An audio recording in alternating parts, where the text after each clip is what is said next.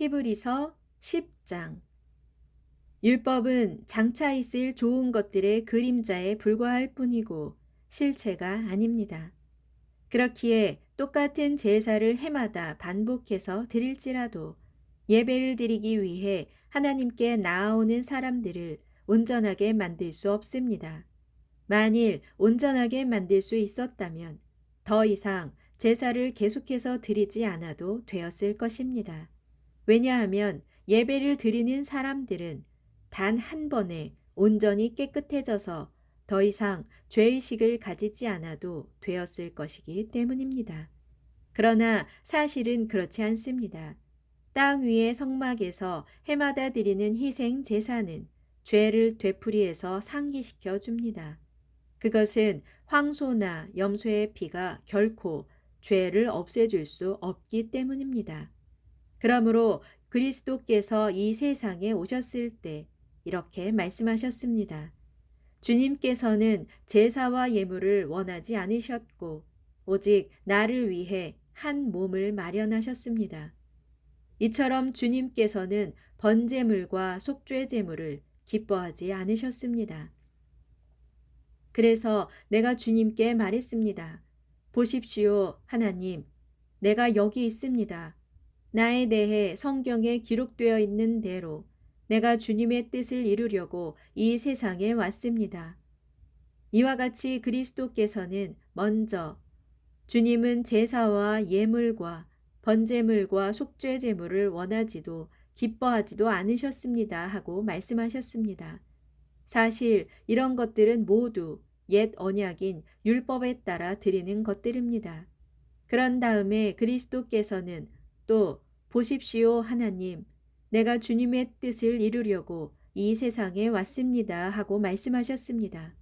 이처럼 그리스도께서는 두 번째 것, 곧 새 언약을 세우시려고 첫 번째 것, 곧 옛 언약을 폐하셨습니다. 결국 하나님의 이런 뜻에 따라 이 세상에 오신 그리스도께서는 우리 죄를 없애시려고 자기 몸을 단번에 바치셨고 그 결과로 오늘날 우리는 거룩하게 되었습니다. 모든 제사장들은 날마다 제단 앞에 서서 자신들의 맡은 직무대로 똑같은 제물을 거듭 바치지만 그러한 제사가 우리의 죄를 없앨 수 없습니다. 그러나 그리스도께서는 우리 죄를 사하시려고 단 한 번 영원토록 효력 있는 제사를 드리시고 하나님의 오른편 보좌에 앉으셨습니다.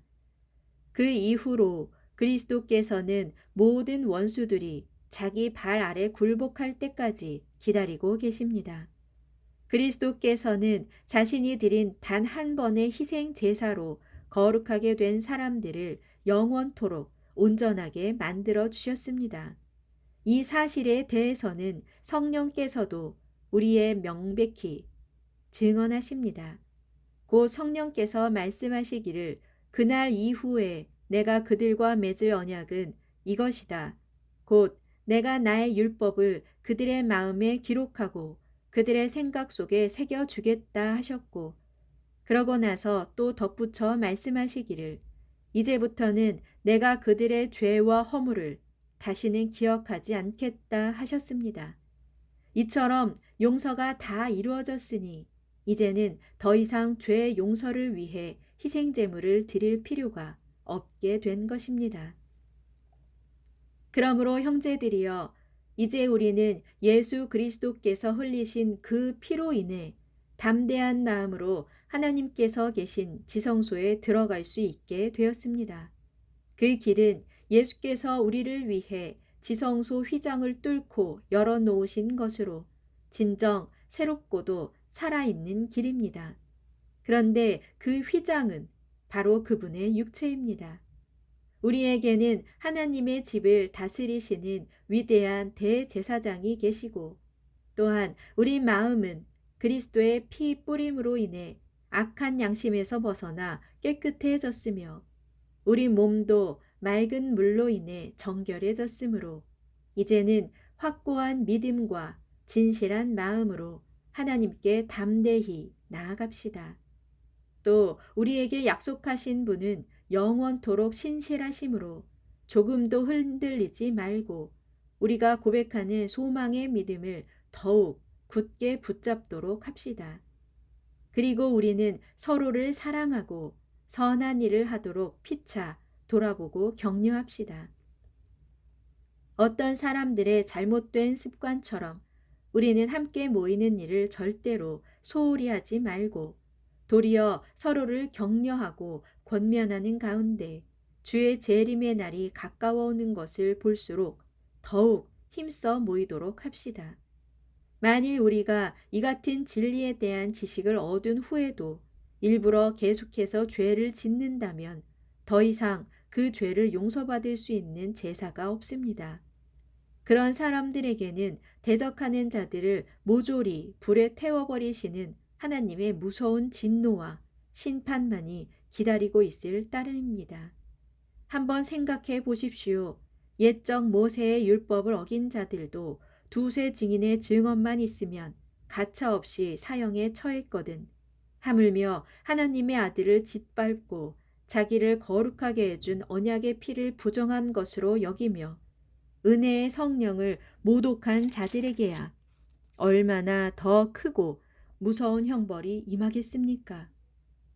우리는 원수 갚는 것은 내가 할 일이니 내가 다 갚아주겠다라고 말씀하시고 또 주께서는 자기 백성을 심판하실 것이다 라고 말씀하신 분을 알고 있습니다.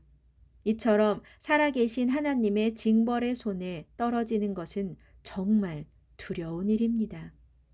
형제들이여, 여러분은 진리의 빛을 받아들인 이후에 고난 가운데서도 잘 견디면서 싸워 이겨내던 초창기 시절을 되새기십시오.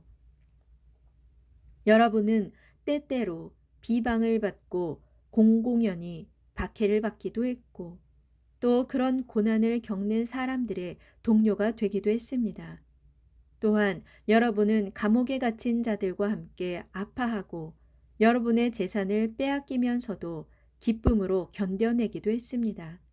여러분이 그렇게 할 수 있었던 것은 여러분에게는 장차 더 좋고 더 영구적인 재산이 기다리고 있다는 것을 알았기 때문입니다. 그러므로 여러분은 끝까지 그런 확신을 잃어버리지 마십시오. 그리하면 반드시 장차 큰 보상이 뒤따를 것입니다. 여러분이 하나님의 뜻을 행하면 하나님께서 약속하신 것들을 받을 것입니다. 그러자면 여러분에게는 반드시 인내가 필요합니다. 그러나 오래 걸리지는 않을 것입니다. 성경에 기록되기를 머지않아 주께서 오실 터인데 그분은 지체하지 않으실 것이다. 그때 나의 의인은 오직 믿음으로 말미암아 살 것이다. 누구든지 믿음에서 물러선다면 내 마음이 그를 기뻐하지 않을 것이다 하였습니다. 그러나 우리는 믿음에서 물러나 멸망당할 사람들이 아닙니다. 우리는 믿음을 지켜 영생을 얻을 사람들입니다.